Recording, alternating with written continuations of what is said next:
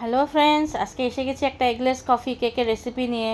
এটা খুবই সফট আর স্পঞ্জি হয়, তাই ভাবলাম আপনাদের সাথে শেয়ার করি রেসিপিটা।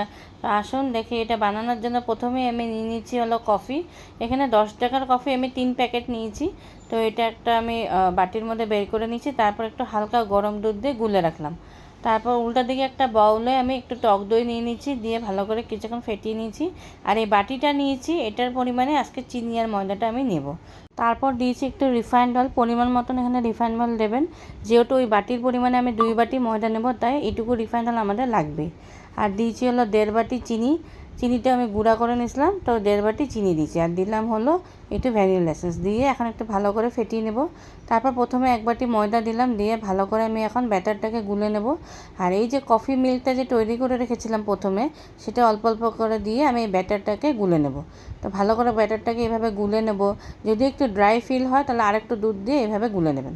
তারপর আমি আবার দিলাম 1 বাটি ময়দা। তো টোটাল আমি 2 বাটি ময়দা দিয়েছি আর 1.5 বাটি চিনি দিয়েছি। এই বাটিটার পরিমাণে আজকে করেছি আমি কেকটা।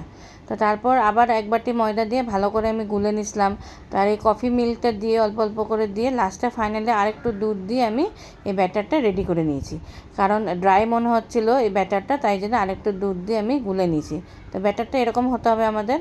তারপর সামান্য একটু নুন দিয়ে দিলাম এর মধ্যে, আর 1 টিস্পুন দিয়েছি বেকিং পাউডার, আর 1/4 টিস্পুন দিয়েছি হলো বেকিং সোডা। সোডাটা সামান্য একটু দিবেন, দিয়ে আবার ভালো করে কিছুক্ষণ ব্যাটারটাকে মিক্স করে নিলাম। ভালো করে কিছুক্ষণ গুলে নেওয়ার পর, ফেটিয়ে নেওয়ার পর প্রায় 5 মিনিট আমি এভাবে ফেটিয়ে নিয়েছিলাম। তারপর এর মধ্যে দিয়েছি চোকো চিপস। চোকো চিপসটা দিলাম কারণ কফি কেকে একটু চোকো চিপসটা কফি কেকে দিলে খেতে ভালো লাগে, তাই এটা আমি দিলাম। এটা চাইলে আপনারা স্কিপও করতে পারেন। তারপর যে বাটিটাতে আমি কেকটা বেক করব, সেটা ভালো করে আমি একটা মানে ব্রাশ নিয়ে রিফাইন্ড অয়েল দিয়ে ভালো করে এভাবে গ্রিস করে নিয়েছি। আর দিয়েছি সামান্য একটু ময়দা, এইভাবে পুরো স্প্রিঙ্কল করে পুরো ময়দাটাকে ছিটিয়ে নিয়েছিলাম। তারপর এই ব্যাটারটা আমি এর মধ্যে দিয়ে ভালো করে ট্যাপ করে নিয়েছি, আর উপরে কিছু চোকো চিপস দিয়ে আবারও সাজিয়ে দিয়েছি। চোকো চিপসটা পুরো অপশনাল, দিতেও পারেন নাও দিতে পারেন। দিয়ে তারপর এর মধ্যে আমি এখন কড়াইটা প্রিহিট করতে দিয়ে দিয়েছিলাম 10 মিনিটের জন্য। একটা স্ট্যান্ড বসিয়ে রেখেছিলাম। তারপর এই কেক টিনটা আমি এর মধ্যে বসিয়ে দেবো। এর মধ্যে বসিয়ে দিয়ে এখন 45 মিনিটসের জন্য আমি এটা বেক করতে দেবো মিডিয়াম টু হাই ফ্লেমে। তো 45 মিনিটস পর দেখেন কেকটা কি সুন্দরভাবে হয়ে গেছে।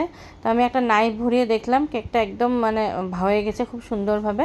তো এখন আমি এটা নামিয়ে ফেলেছি, একটু ঠান্ডা করতে দিয়েছি। ঠান্ডা করার পর তারপর ডিমোল্ড করে কেকটাকে আমি একটা প্লেটের মধ্যে বের করে নেব। তো হালকা ঠান্ডা হওয়ার পর আমি এটা করেছিলাম। তারপর আমি কেকটা এখন কেটে নেব। তো দেখতেই পাচ্ছেন আপনারা কেকটা কতটা সফট হয়েছে আর কত ভালো হয়েছে কেকটা। তো এইভাবে যদি আপনাদের আমার রেসিপিটা ভালো লাগে, অবশ্যই একটা লাইক করে দেবেন। আবার দেখা হবে একটা নতুন রেসিপি নিয়ে। Bye bye.